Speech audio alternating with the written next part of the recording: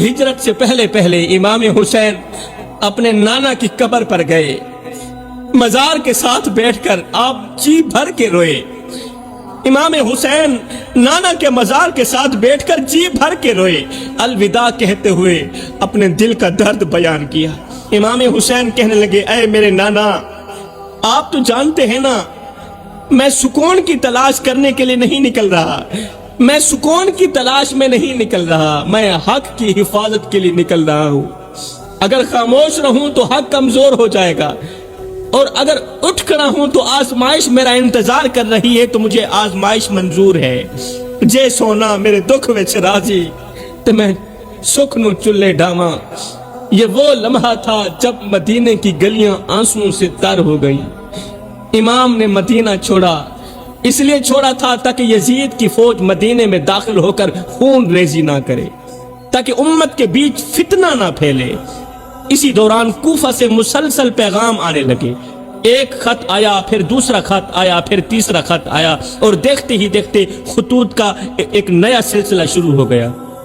کوفہ کے لوگ عرض کرتے تھے، اپنے خطوط میں لکھتے تھے، اے نواسۂ رسول، اگر مدینے کے حالات آپ کے لیے سازگار نہیں ہیں تو آپ ہماری طرف تشریف لے آئیں، ہم آپ کا استقبال کریں گے، ہم آپ کی بیعت کریں گے، ہم حق کا ساتھ دیں گے، اور ہم دین کی سر بلندی کے لیے آپ کے ساتھ کھڑے ہوں گے۔ وہ لکھتے تھے، اے حسین ابن علی، کوفہ حضور کی آل سے بہت محبت کرنے والوں کا شہر ہے، ہم دل سے آپ کی محبت سے آباد ہیں، ہم آپ کو تنہا نہیں چھوڑیں گے، ہم اپنی جانیں قربان کر دیں گے، لیکن آپ کا ساتھ نہیں چھوڑیں گے۔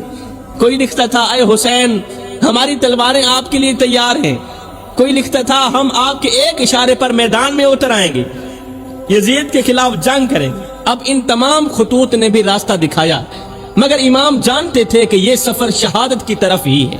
یہ تمام خطوط پڑھنے کے بعد بھی امام نے کوفہ والوں پر نہیں، اللہ پر ہی بھروسہ کیا، حق کی راہ چنی۔ مدینے سے نکلتے ہوئے آپ کے دل میں صرف ایک ہی بات تھی کہ یا اللہ، میں صرف تیرے دین کی خاطر نکل رہا ہوں، میں اقتدار کی خاطر نہیں نکل رہا۔ امام حسین مدینے سے نکل پڑے، اور یہ قافلہ آہستہ آہستہ مکہ مکرمہ کی طرف بڑھنے لگا۔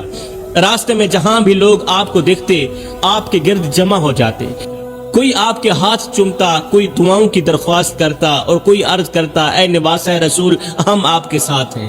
لیکن امام حسین جانتے تھے کہ زبان سے ساتھ دینے اور میدان میں ساتھ دینے میں بہت فرق ہے۔ خیر، یہ چھوٹا سا قافلہ چلتا چلتا مکہ مکرمہ میں پہنچ ہی گیا۔ مکہ مکرمہ میں آپ نے کئی ماہ قیام فرمایا۔ اسی دوران کوفہ سے آنے والے خطوط کا سلسلہ مزید تیز ہو گیا۔ ہر روز نئے قاصد آتے، ہر روز نئے وعدے لاتے اور نئی قسمیں کھاتے۔ وہ کہتے، اے حسین، ہزاروں لوگ آپ کے انتظار میں ہیں کوفہ میں، ہمارے شہر میں آئیے، ہم آپ کی بیعت کریں گے اور حق کا پرچم آپ کے ساتھ بلند کریں گے۔ مگر میرے محترم بھائیو، دنیا کا سب سے خطرناک انسان وہ نہیں جو دشمنی کا اعلان کرے، دنیا میں خطرناک انسان وہ ہے جو وفاداری کا وعدہ کر کے وقت آنے پر ساتھ چھوڑ دے۔ اب ادھر یزید کو جب کوفہ کی سرگرمیوں کا علم ہوا کہ کوفہ والے بار بار پیغام دے رہے ہیں حضرت امام حسین کو کہ وہ ہمارے پاس آ جائیں، ہم ان کی بیعت کریں گے، جب یہ سب کچھ یزید کو علم ہوا تو اس نے عبید اللہ بن زیاد کو کوفہ کا گورنر بنا کر بھیج دیا۔ عبید اللہ بن زیاد یزید کا چیلا تھا، اس کے گورنر لگتے ہی حالات بدلنے لگے، دھمکیاں دی گئیں، لوگوں کو ڈرایا گیا، جان سے مارنے کی دھمکیاں دی گئیں، بچوں کو ذبح کرنے کی دھمکیاں دی گئیں۔ عبید اللہ بن زیاد نے کہا، اگر تم لوگوں نے حسین کا ساتھ دیا، تمہارے بچوں کو تمہارے سامنے قتل کر دیا جائے۔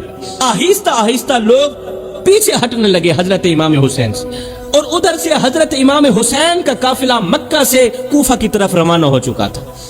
ادھر سے حالات بدل چکے تھے، ادھر سے امام حسین بھی کوفہ کی طرف روانہ ہو چکے تھے۔